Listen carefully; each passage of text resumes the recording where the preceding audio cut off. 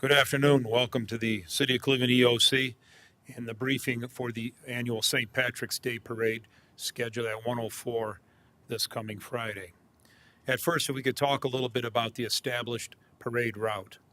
We have it up there, a couple of screens over. We're going to start at 25th East 25 in Superior and go west down Superior through Public Square. Note, through Public Square, a slight change from the past year. We will go north on West Roadway, then we will go east on Rockwell, and as we get to Ontario, the disbursement will start at Ontario and continue to Mall A. I believe the vehicles in the parade are going to disperse starting at Ontario and Roadway. A couple of notes we should get out there that backpacks in the designated parade area may be subject to search. Again, backpacks in that area may be subject to search.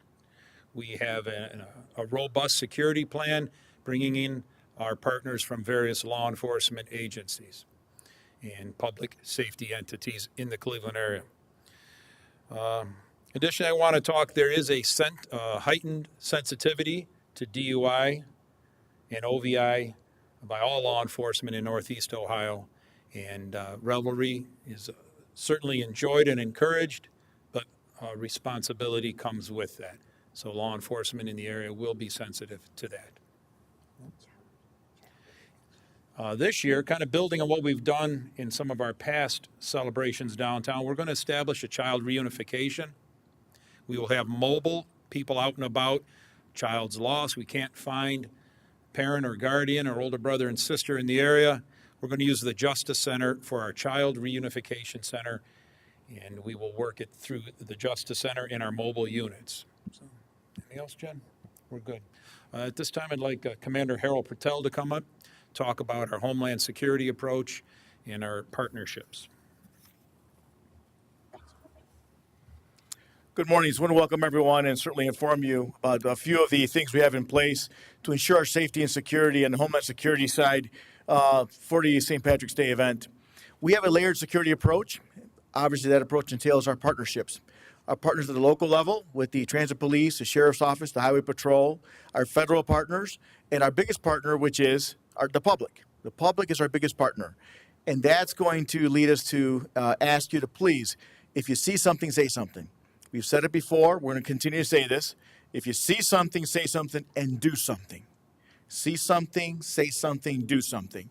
That do something could be take a picture, just make note of a license plate or an individual or direction of travel or additional description, etc. So see something, say something, do something. Following up on that, just to inform you that we do have a large presence that's you're not going to see everywhere, but that's the function of security, as we've done through our other events, not only the Republican National Convention, the St. Patrick's Day Parade, the Rite Aid Marathon, etc.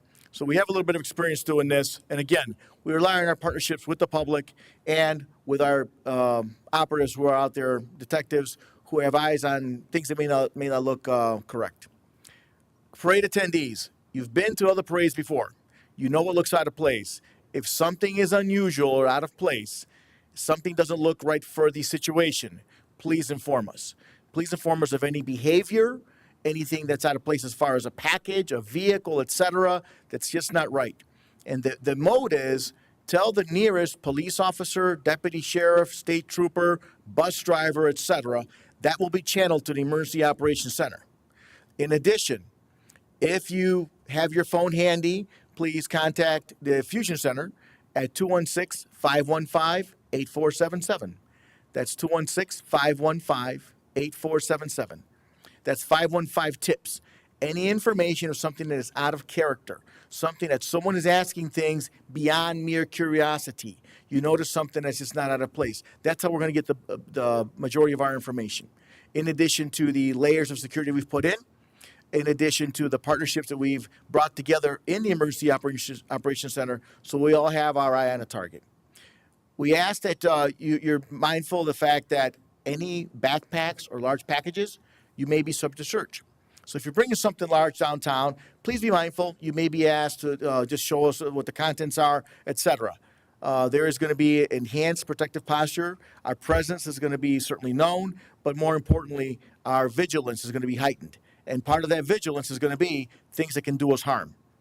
All this comes from studying other pre-operational attacks at other locations. There's always something that can be reverse engineered, and we learn from that, and that's what we've done. So please be mindful of any large backpacks, anything else you're bringing downtown. Anything out of order, please let us know.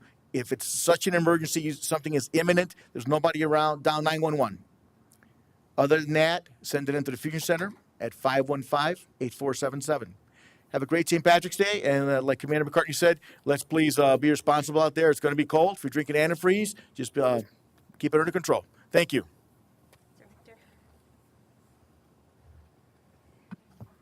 Good afternoon. This year's St. Patrick's Day Parade, we're looking at approximately 190 units participating in the parade. That's going to represent between 9,000 and 10,000 participants. As far as our crowd expectation, I'd hope to have better weather, which would have made a larger parade crowd.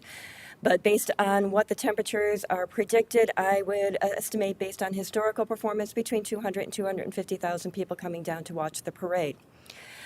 If the weather is not conducive to holding the parade, meaning it's going to be torrential rain, horrific winds like we encountered yesterday, or sub-zero wind chills, we may postpone the parade. If that happens, we'll make the decision late Thursday, early Friday morning, but at the latest, an announcement will be made by 6 a.m. Friday morning. We will contact all of the radio and TV stations, along with City Hall, all of our law enforcement partners, the Downtown Cleveland Alliance, RTA, and such, so that they're aware of any changes. If we do postpone, the parade will be held on Sunday, March 19th, and it will start at 2 p.m. We do have a couple of guests coming in from representing the Government of Ireland this year. We have the General Counsel from Chicago, Brian O'Brien, along with Sean Kine, who is the Minister of Gaeltacht Affairs and Natural Resources, and Mary Hanafin, who is a counselor but is also a retired Minister of Education from Ireland.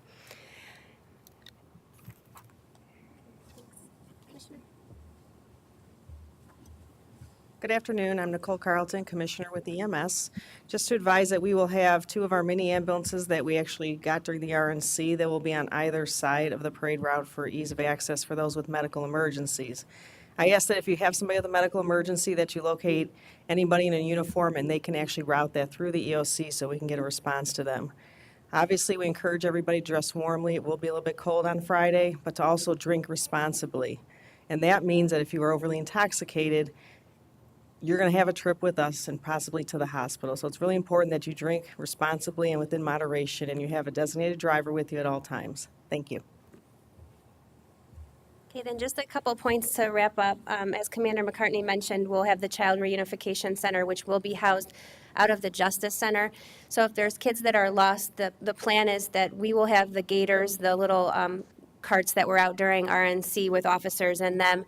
So before you come downtown, if you are coming downtown with small kids, just be really mindful. Kids can get lost really quickly in a crowd, so make sure that you're keeping an eye on them and inform them that if they do become separated from you, that they should look for someone in a uniform. And that's going to include, of course, our partners with the Downtown Cleveland Alliance. Those are the men and women that you see wearing the bright blue and yellow jackets that are downtown all the time. Just look for somebody in uniform. We're all in radio contact with one another. If we can't find somebody in those first couple blocks in a first small area where a child's located, the plan will be to take the kids to the Justice Center. They'll be with our community policing officers. They'll be fine. They'll be happy. We have a whole plan in place for that, but the best plan is to not lose them in the first place. And then from RTA's standpoint, we are hoping that people will choose to ride RTA, both for points that, people tend to drink on St. Patrick's Day, and also because it helps us downtown with parking and the roads getting overcome and things like that. So ride RTA. You can either park and ride or plan to commute with the Greater Cleveland Regional Transit Authority. If you go to riderta.com, it's got all the information there. Rail service will be increased to accommodate more riders, as this is their busiest day of the year. Please be aware that the last train leaves Tower City at midnight on the red and blue lines and at 9 p.m. on the green line. Bring exact change and be prepared to buy a special St. Patrick's Day $5 round-trip ticket from RTA staff at all major rail stations, or you can buy the RTA pass online on their mobile app.